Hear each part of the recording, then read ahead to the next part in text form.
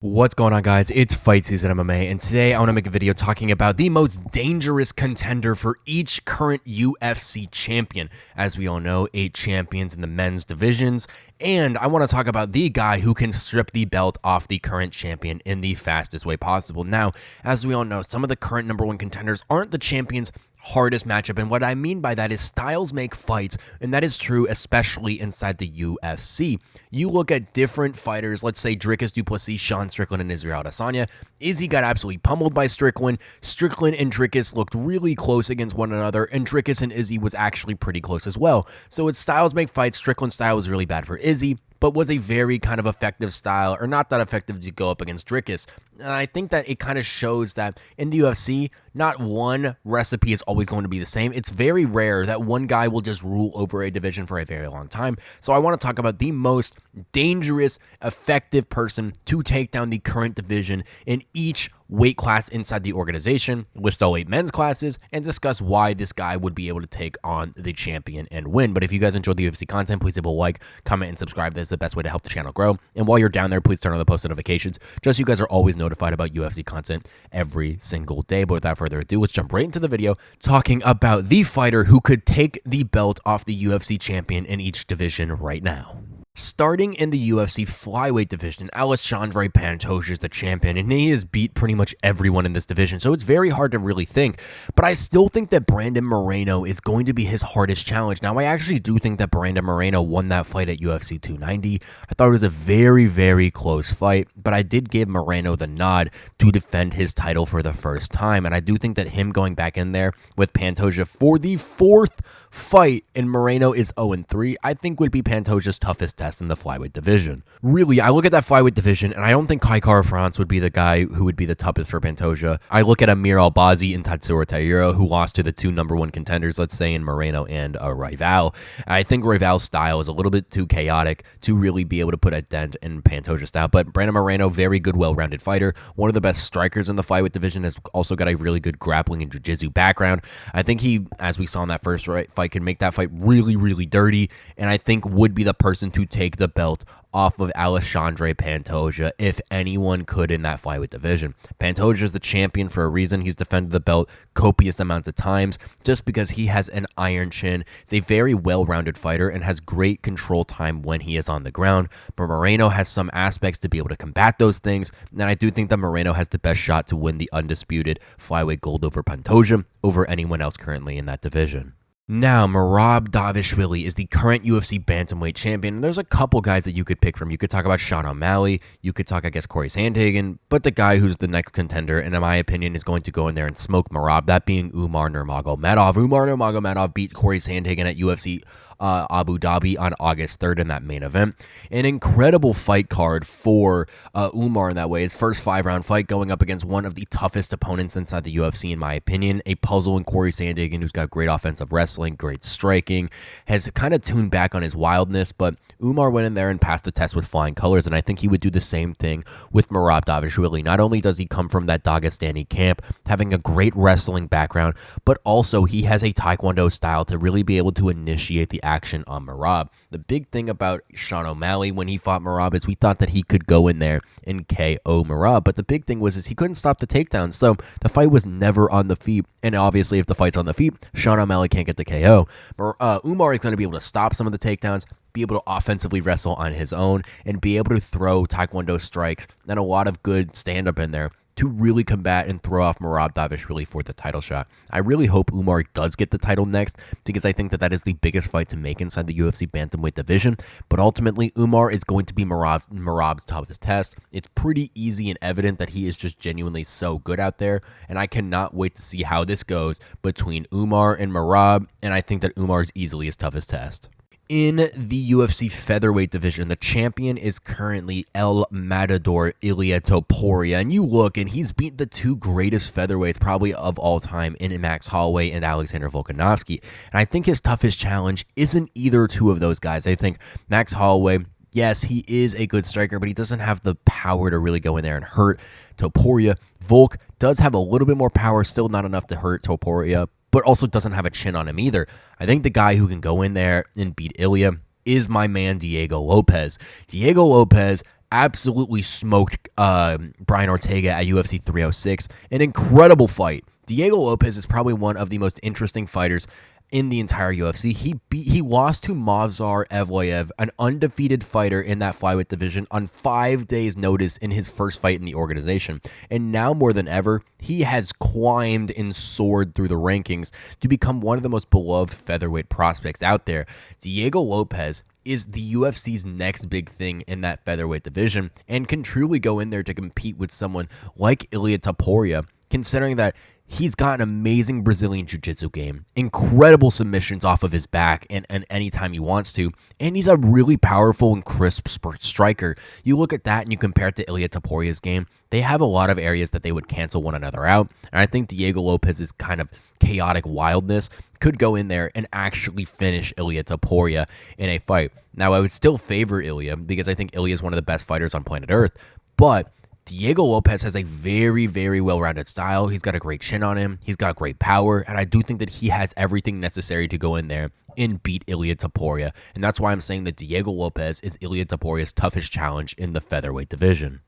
In the UFC lightweight division, I actually just made a video about this, and I'll kind of talk about it briefly, but I'll leave the link to the other video here. Charles "Do Bronx" Oliveira is going to be Islam Makhachev's toughest test. I look at that first fight at UFC 280, and I saw Charles, who was very sporadic, get overpowered and just composed by Islam Makhachev. What I mean out-composed is Islam looked very stoic in there. He knew exactly what he wanted to do, and ultimately just beat Charles "Do Bronx" at his own game. I think this past fight with Michael Chandler showed me levels to Charles Oliveira, going in there with kind of a heavier wrestling approach. We know that his knee was really messed up for that fight, so he might have just played it composed off that. But Charles "Do Bronx" Oliveira is an incredible UFC lightweight. The former champion got a massive win at UFC 309, and I think that set him up for the winner against Arman Tsarukyan and Islam Makhachev. And I do think that if Islam wins that fight, I think Charles Oliveira would be a more dangerous opponent than his next fight being Arman Tsarukyan by a very little margin. But I do think I would still give it to Charles, considering that he's an incredibly powerful striker. He might not be as good as a wrestler as Arman, but considering of how good Islam's wrestling is, I think that no one's going to be able to compare to that. And considering of how much of an advantage Charles has on the ground in the Brazilian Jiu-Jitsu department, I think that would give Islam some problems as well. Ultimately, Charles Oliveira is Islam Makhachev's toughest test in the UFC lightweight division. In the UFC welterweight division, the current champion, Belal, remember the name Muhammad's toughest test is undoubtedly Shavkat Rakhmonov. Shavkat, undefeated, 18-0 fighter, is actually got pulled from his UFC title shot against Belal because Belal's bone infection in his toe, is now fighting Ian Gary for a #1 contender fight at UFC 310. I think he's going to walk through Ian Gary, and I truly do think that's going to set up this fight to eventually go down, that being Belal versus Shavkat, and Shavkat is an absolute killer in there. 18 wins, 18 finishes, some subs, some KOs. In his last 3 fights, he subbed Stephen Thompson, Jeff Neal, and Neil Magny, all in incredible fashion. Shavkat is like the Terminator in there, man. He just is absolutely perfect, crisp boxing style, tied with an amazing chin and a great grappling game, especially with someone like Belal Muhammad, who has, yes, he does take fights to the ground, but I do think that Shavkat's wrestling, jiu-jitsu, and all that is going to be good enough to beat someone like Belal Muhammad, and I think ultimately finish him in that fight. I don't know if that fight would necessarily be close. I do respect Belal Muhammad a lot. I like that he's brought a lot to the UFC welterweight division, but I do think that Shavkat beats any single welterweight in the UFC right now, and I genuinely think he is on another level than any one of these fighters. Ultimately, Shavkat Rakhmonov is Belal Muhammad, and frankly, the entire UFC welterweight's toughest task. The UFC middleweight division. As we all know, Dricus du Plessis just beat Adesanya and Strickland in his last fight, and Strickland was supposed to get the title shot until Khamzat Chimaev at UFC 308 destroyed Robert Whittaker. That's why I think Chimaev is his toughest test for Dricus du Plessis. I think that Khamzat Chimaev's wrestling game is going to pose a ton of problems for Dricus, and I understand that Dricus is incredibly big, incredibly strong. He's got a really good base. He's got really good cardio. He's a very intelligent fighter. But, we said the same thing about Robert Whittaker. We thought he would outlast Chimaev at 308, and he ultimately wasn't able to do. And I think that that's more of a testament not to how good Robert Whittaker is, but just how good Chimaev is in every little portion of his game. He is so well-rounded on the ground. He might be the greatest grappler in the UFC right now. He's probably the greatest chain wrestler in UFC history, to be honest. The way he has that speed to shoot takedowns and to ultimately keep you and control you on the ground and go for different submissions is unworldly. Also, he's actually a pretty decent striker, too. He's fought the likes of Kamaru Usman and Gilbert Burns, which has turned to a striking fight both times, and I do think that he could definitely pose some threats in that category to Dricus du Plessis. I think that would be a very interesting fight, having the composed and always ample Dricus du Plessis go up against Khamzat Chimaev, who is just crazy and chaotic all the time. But I do think that Chimaev poses a ton of issues for Dricus du Plessis that would get exposed pretty quickly in that fight, and that is why I'm comfortable saying that Chimaev would be Dricus' hardest matchup. In the light heavyweight division, Alex Pereira is the current champion. I don't think he's got really a hard matchup. I would say Jan Blachowicz, but he's coming off 2 shoulder surgeries, and he's still 41 or 42, 40 years old. But I'm going to actually go with Magomed Ankalaev. I think Ankalaev, if he goes in there and actually shows that he has a grappling game, even though that's not his style, I think is going to be the best way to really combat Pereira. Now, if Magomed Ankalaev goes in there to strike with Pereira, he's going to get knocked out cold, and I think everyone understands that. And obviously, if we're just looking in the light heavyweight division, Ankalaev is definitely the hardest task because he's beaten Yuri twice. Jamal Hill looked like an absolutely clueless in there. Khalil Roundtree Jr. was an incredibly hard fight, but I do think that Magomed Ankalaev's greatest thing that he could do would be able to mix up the striking and grappling. And if he could do that, he could throw Alex Pereira off very much, and I think that would be the one way that he could ultimately win the fight. Now, Pereira is a different breed on the feet. No one in the UFC can really go with Alex Pereira pound for pound, possibly against someone like Ilia Topuria if it was pound for pound, but ultimately, I do think that Magomed Ankalaev is Alex Pereira's toughest challenge in the light heavyweight division. Not by much. I think that the light heavyweight division isn't that stacked, and Pereira is kind of a leagues ahead of everyone else, at least in the striking department. If anyone goes in there and grapples him and has some common sense, they might win a fight, but ultimately, Magomed Ankalaev is Alex Pereira's toughest test. Now, in the heavyweight division, we actually have 2 champions, that being the interim champion in Tom Aspinall and the current champion in Jon Jones. They're easily one another's hardest fight inside the organization. You look at this massive chess match that has happened between Aspinall and Jones. Aspinall wants the fight. He'll do anything to get the fight. And Jon Jones is sitting here making all these excuses to make the fight. I'll link the video that I actually made about this the other day. But Jon Jones versus Tom Aspinall needs to happen. It's the fight that everyone wants to see. It is the #1 contender and the rightful champion in Aspinall going up against the UFC heavyweight GOAT in Jon Jones. And it is absolutely a banger fight to make and absolutely the fight that all fans want to see.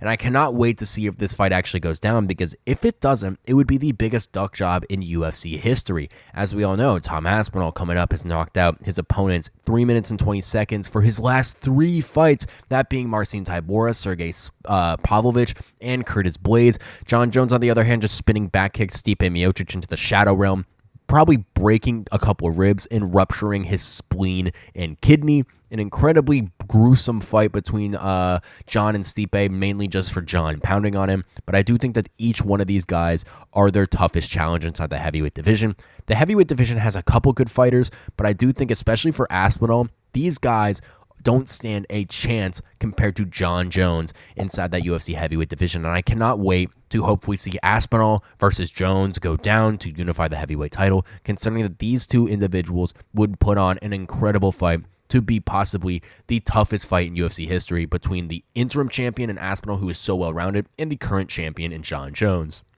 Thank you guys so much for watching this episode of Fight Season MMA, and please leave a comment down below if you think that these fighters are truly the toughest challenge for each champion currently in the UFC. Let's start with Flyweight. Brandon Moreno, I think, is the toughest challenge for Pantoja, because I think he's going to be able to go in there and possibly switch up some different styles and throw in some different jiu-jitsu and striking combos in his way.